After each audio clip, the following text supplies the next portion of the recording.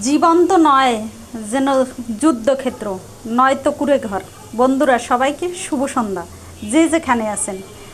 দেখুন, সেই ভোরে ঘুমের থেকে উঠছি, উঠে রান্নাবান্না করে অফিসে গেলাম, অফিস থেকে আবার 3:30টায় আসলাম, এসে ছান ঠান করে একটু খেয়ে রেস্ট নিলাম, নিয়ে সন্ধ্যাবাতি দিলাম। এখন আবার সেই সন্ধ্যার নাস্তা বাচ্চারা খাবে।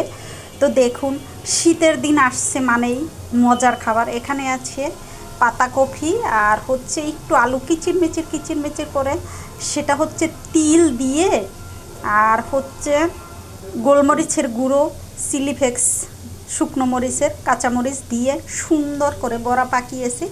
তো এখন হচ্ছে খাবো। এই দেখুন, অনেকগুলো বড়া। বন্ধুরা, শীতের দিনে সব খাবার খেতে দারুণ মজা।